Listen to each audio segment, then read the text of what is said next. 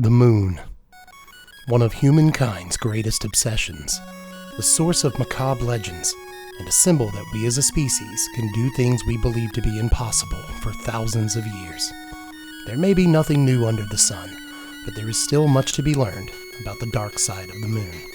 So with that in mind, can we combine the indomitable strength of the human spirit and the boundless imagination of the human mind to accomplish a task that has not been accomplished in decades?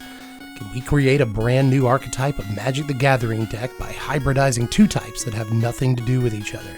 And perhaps more importantly, can we take a commander-only card and make it playable in Standard? I believe in us, so I have to believe we can.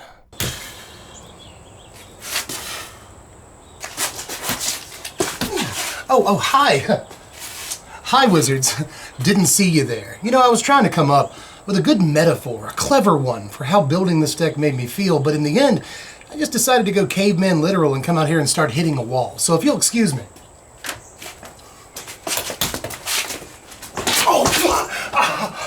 Okay. Hi, editing dev here from the Magic the Gathering show. Do you remember that scene in Lord of the Rings where Aragorn kicks the helmet really, really hard, and it turns out his reaction was so visceral because it turns out in reality Viggo Mortensen had broken his toe filming that scene? Well, that's what you've just seen here. Broke my toe. Filming YouTube videos. Patreon.com/SBMTG. Roll the intro. And I'm your favorite Magic Channel's favorite Magic Channel. Best believe that the professor go bananas for my deck tech. Backstreet's back. All right, Wizards, it has been quite some time since I last saw you. Well over a week, in fact, as I've been battling illness and broken bones and fancy medical appointments and probably most notably this deck, which has been sort of the fight of my life. But there's a story there, and I'm going to tell you today. You see, Ziggy, this whole thing started innocently enough. I just wanted to play Lord Skitter in another deck. That's all I wanted to do. I really liked him in the Rats deck, and I was like, what if we didn't have to play a bunch of Rats? What if we didn't play bad cards? Huh? Do you ever think of that, Ziggy? What if we didn't play bad cards in our Magic deck? I know. On this channel, it's something we really like to do a lot of the time, but this time I figure, hey, just once, let's make a good deck. But in the end, long story short, it's just two copies of this guy in the deck, even though he's the whole genesis of why I wanted to build this deck in the first place. I just wanted to do tokens. I was just like, oh, this guy, I could do Orzhov tokens with this guy. That hasn't been a thing since Lingering Souls. Anybody remember Lingering Souls? I'm a Magic boomer. Nobody remembers that card. How quickly we forget. But I just wanted to do a thing. So how do we actually, what's the way you do something cool with this that nobody else is doing right now? Well, you see, again, Ziggy, I'm just going to talk to you for this deck tech. I think the best way to do that is to play a card that nobody else is playing, right? Am I right? Hey, you want to come up? Hold on real quick, bud. Will you do the thing? Hey, you want to jump? Do the jump. That's a good boy. All right. So where was I? You play a card that nobody else is playing. So what's that going to be? You're going to play Invasion of Tolvada in this deck. Look, hear me out. Yeah, I know. What a dev thing to do. Just buck a reanimation spell right into the deck. Why don't you? Well, the reason I'm doing that this time around is because the other side of the card you see works pretty well with tokens. It especially works to make these crappy little like Lord Skitter tokens that we get every turn a whole lot better, you know, give them some abilities, a little boost, looking good. Plus Broken Sky helps to get you a free token every single turn. So with Lord Skitter and Broken Sky, lots of tokens. That's exactly what I want. But there is another half to the card that doesn't care about tokens. We have to do something with that, Ziggy. What do we do? Love you, buddy. Now, full disclosure, on my predictability level while I was building this deck, my first thought was obviously, we can just play Atraxa. No, it's an Atraxa deck. But no, that seems a little trite, overdone, whatever. So I was like, what about Toxrill? Toxrill's a good card. And it is a pretty good card. And then I was like, hey, a little Kaya Jambalaya in the Freya. Can we do that? And maybe. But that's definitely not what this deck is trying to do. Matter of fact, what this deck is trying to do is I'm a zoom, and you boom, little Moonshaker Cavalry in the immortal words of Two Live Crew. All I want to do is I'm a zoom, and you boom, let's Moonshaker Cavalry. You are big, Ziggy. You would be like at least a 3/3. 3-5? You got a big butt. But anyway, this is an awesome card in a tokens deck, isn't it? Especially a tokens deck that has access to a Reanimator spell. And it doesn't even end there. You'll see in some of the example games, that's right, multiple example games, aren't you excited? That this can come down and basically guarantee that we flip over the battle. I have to put my cat down. Sometimes even if you only have like a couple of dudes out, I have to do this now. When you only have a couple of dudes out, this can come down and threaten to do a ton of damage all at one time. And, you know, if you reanimated it, you definitely have an invasion in play, so you're probably going to flip that over too. And just, I'm telling you, opponents usually don't stick around even if this doesn't immediately kill them, but very often it'll just do that. You call in the cavalry and punish them in the name of the moon. This is easily the best thing we could play in this deck if we're looking to reanimate a thing. And would you look at that, we are. That was very manic imagery, wasn't it? If you look at that, we are. I don't know why I decided to end it that way, but yeah, Moonshaker Cavalry. You play, this is actually the actual reason the deck exists. Not Lord Skidder, not Invasion of Tolvada, although that sure helps a lot. And it's also the reason for all that weird moon stuff at the beginning of the video. This card's awesome. But what else? I hear you asking. We've only used like 10 slots in this deck. We got a whole bunch of stuff to fill here. So let's get along doing that. It turns out though, Orzhov, you all right? I'm okay. You don't get, you've injured me on camera before. Yeah. Oh, no, you won't back up? I don't know, buddy. As I was saying, Orzhov has tons of stuff that we can use to not only generate tokens, but discard cards too. It's like Wizards wanted this deck to be a thing. That happens from time to time. So here's what we're doing. We're going to play 4 copies of the Restoration of Iganjo. This thing just does it all, man. It makes tokens eventually, but in the meantime, it drops that Moonshaker Cavalry into your yard, and it can ramp you if you want that. Sometimes you do. And it can like put a 2-drop from your yard into play. And we're playing 2-drops, right? Well, here's the deal. At the beginning, we actually weren't playing a whole lot of 2-drops, right? Because I was on like 2 copies of Virtue of Loyalty, because that makes a token and it buffs all of our tokens later. I was on 2 copies of Virtue of Persistence because, hey, that's a 2-drop removal spell and it's a Reanimator spell later in the game. That all seems good. Do we need to play that many 2-drops? Oh, yeah. We're playing the Restoration of Iganjo, so yes, we do need to play some 2-drops. What are they? After extensive 2-drop tryouts for this deck, we ended up with an underdog that you might not have expected to see. Now, not Tenacious Underdog. It was actually Rafine's Informant for this deck, a card that I've leaned on for some decks a couple of times, and I'm always kind of impressed by this thing. You know, it helps you get your 3rd land drop some of the time. We'll see that in one of the example games. That's always really important. But in the meantime, again, drops those Moonshaker Cavalries into your yard, and this gives you a total so far of 8 things along with Restoration that allows you to dump off that Moonshaker Cavalry. So it's an important card for no other reason than that. But, you know, digging into your deck a little bit more and helping you find the Reanimator spells and lands, that's important too. Also, barely making the team here in the 2-drop slot was the single copy of Guardian of New Benalia. I don't want a whole bunch of these. I actually think Rafine's Informant is better. I like drawing cards, especially in a deck that needs like 3 exact cards over the course of most games, you know, so it's important to get your digs. I like Informant. I'll stop talking about it now. As far as Guardian of New Benalia goes, this is pretty good against sweepers and stuff and does allow you to drop that important shaker into your yard. So it's good for that, but again, I didn't really want like a bunch of copies of this. I think total of 9 things in the deck that allow you to milkshake, drop a boy into your yard, is probably about where we want to be. There's not all the slots in the world in this deck, and 9 means that we'll usually see at least 1 over the course of a game.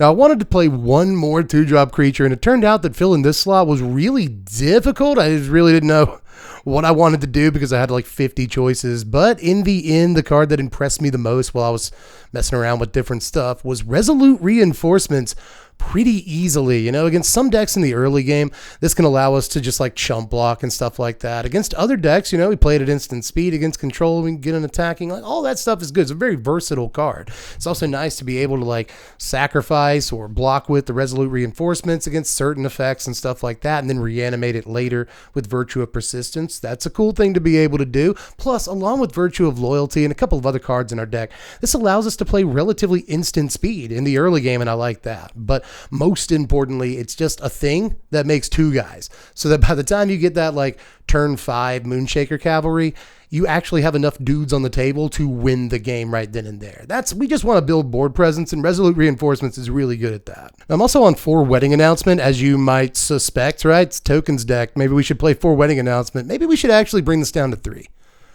No, it's 4. I'm playing 3 copies of the Wandering Emperor too, though, because, you know, makes tokens. Why not? It also, just like some of our other cards, allows us to continue playing at instant speed. That's nice. It's also a removal spell.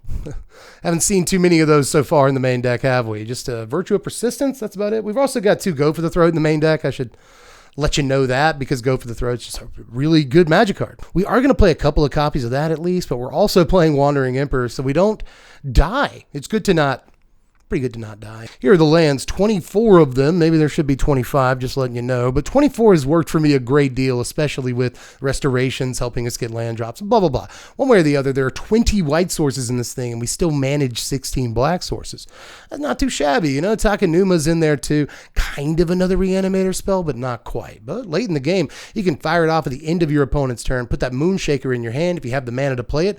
Suddenly you win that way. Now let's take a look at our sideboard here. We got a bunch of removal options to cut down, to ossification, even a Liliana of the Veil, which we can sneak in if we also want a way, a 10th way to discard that Moonshaker Cavalry. But on the get rid of stuff other than creatures front, there's also 3 copies of Duress, a single copy of Destroy Evil, and 2 Lauren of the Third Path to take out pesky things that aren't creatures. Turns out those exist. A couple of 4-drops here, as you see. Since we're playing tokens, might as well add a little creme de la creme a la Edgar. You do not get my references.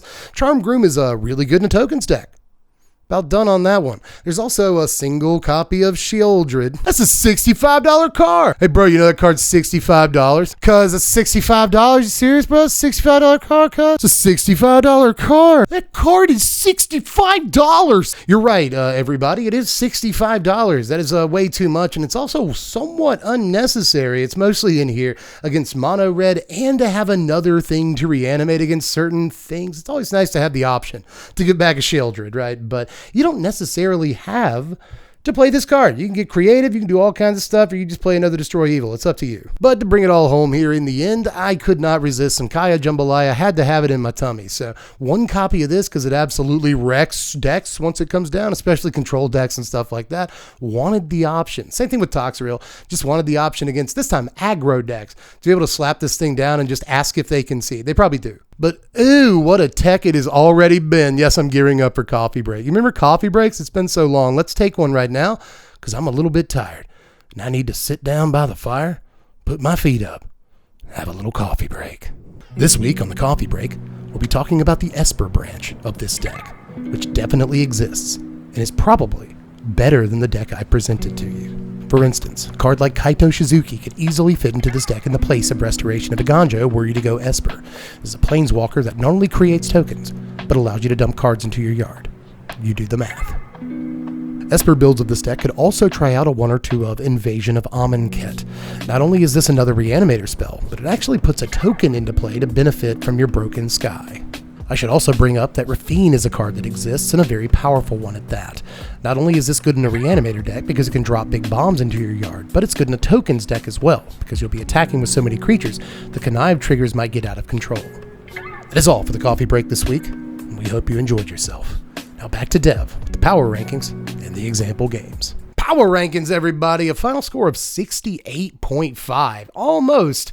Very, very nice, but not quite. Still a pretty respectable score, especially considering I did not think this deck would be that good when I first started. I just had kind of a little bit of a tiny obsession with it, and I was like, man, we can make this a thing. And it turns out, again, important thing I said back there that I want you to take away from this video, I think maybe Wizards wants this deck to be a thing. I threw a lot of noodles at the wall checking to see if the pasta was done on this build, but just not quite for the course of 2 weeks. But it gave me something to do while I was basically deathly ill and hobbled at the same time. So, man, something was trying to get me to not build this deck. I don't know what the powers that be were trying to, I don't know, man, tinfoil hat, but something was keeping me from building this thing. But I'm glad that I did and got so many games in with it, because we actually, I think, built one of not just the best decks that I built on the channel in a minute, but one of the most different decks that we built. Who ever heard of Token Reanimator? Well, I think it's a thing now, and I got a couple of games to show you. Now, we begin our first game here against Mono Red, but at least we're on the play. They do get Swift Spear on the first turn,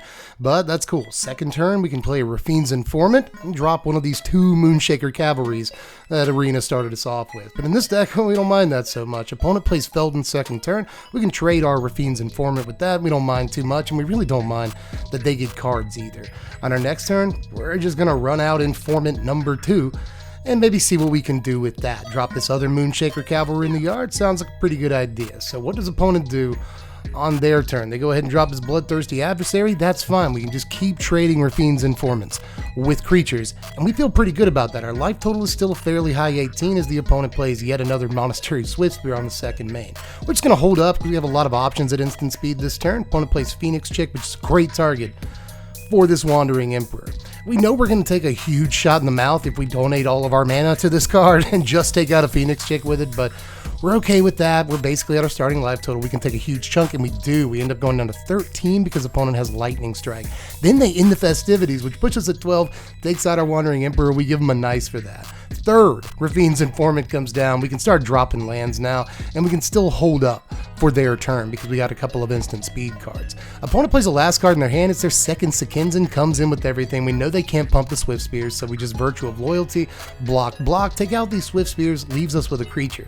This turn, we can hold up again. We could play the Invasion, but it's not time yet. We're just going to stomp in with our Vigilant guy, take a little chunk out of their life total, and say go.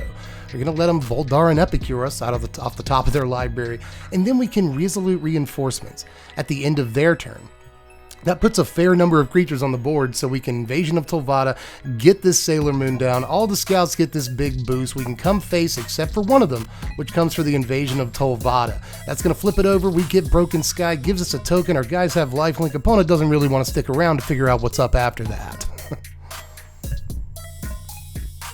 Now in the second game, we're up against Golgari Food. This one's a little bit longer, more methodical, but I like games like that, and I like that we have examples from sort of both ends of the spectrum to give you, for example, games for this deck. So, catching up here, opponent is on the play, so we're not going to do anything turn 2. We might want to play Rafine's Informant, but I'm sniffing out Graveyard Trespasser. Instead, they play Lord Skitter, which would have also gotten rid of the Moonshaker Cavalry, so I'm glad that we held up that go for the throat. So we Rafine's Informant this turn and get our third land drop it, and a Moonshaker Cavalry in the yard. It's good that we have 2 in there, just in case we do run up against another Lord Skitter or Graveyard Trespasser or something like that. This turn, opponent just takes out our creature and plays the adventure half of Mosswood Dreadknight. We get Restoration, that gives us our 4th land drop. We play it. Opponent's going to get their land drop here, and then start doing some relatively interesting things. They're going to play Liliana of the Veil. We do not mind discarding another card here because, like I said, we got 2 Moonshakers at the beginning of the game here. They just use the rest of their mana on Mosswood Dreadknight. We're going to discard a Resolute Reinforcements to the Restoration, get it back. That way we have an untapped token and more creatures to swing into Liliana with if we need to. But mostly we're just trying to boost this Moonshaker when we eventually get it, have as many creatures out as possible. We pass turn. There's the Graveyard Trespasser. We do have 2 Moonshakers, but we got to go ahead and get it shaken and get this other one out because we don't have forever. Graveyard Trespasser puts a clock on our reanimation goals, but that's fine. We have enough mana, and we have the Invasion of Tolvada. This turn, we're just going to let the Mosswood Dreadknight hit us in the mouth. We don't care about this 3 damage. And then at end of turn, we're going to get down this Wandering Emperor and just get a token off of it. I think that's the best way to play it here is, again, we're just trying to build up board presence for when Moonshaker does come down, which will be this turn. So let's get our guy off of Emperor, untap, draw. We'll get another guy off of Emperor before it's all said and done. An opponent messes up timing here because as we go to get our 2/2, they go for the throat our Architect.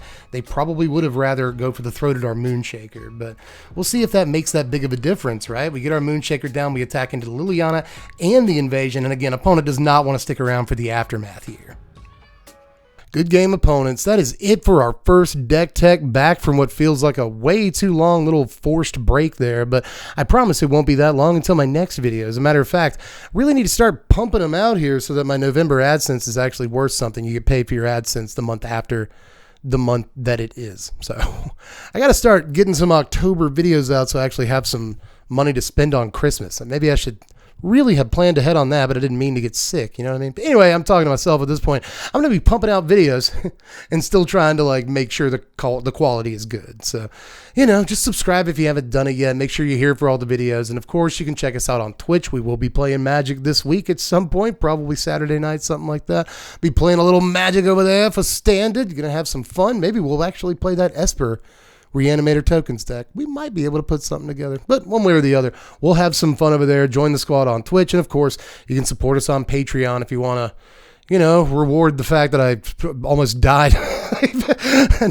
Not quite, but who knows, right? It really, just a lot of pain during this deck tech, so I'd really appreciate some support over there. Look in the description for all that stuff. Let's get to the couch card of the day. Why are you looking at the couch? I always look at the couch before I do it, which is a no-no. So let's get really deep down in this stack. What is this? What is this card? Shake it off. This is a Moorland Rescuer. This is a commander card from a commander set. It costs 6 mana. It costs 5 and a white for this 4/4 human knight. When Moorland Rescuer dies, return any number of other creature cards with total power X or less from your graveyard to the battlefield, where X is Moorland Rescuer's power, and then exile Moorland Rescuer. This would be a neat little card in our deck. This would be a cute little card, I guess, in our deck, especially with a couple of Anthem effects out, right? You get his power up to 5 or 6, and then suddenly you get a Moonshaker back when it seems good, right? I think he's all right. Well, don't put him back on the couch. I don't want to draw him again next time we do this. Put you over here. You're kind of cool. Anyway, that's it. That's the video.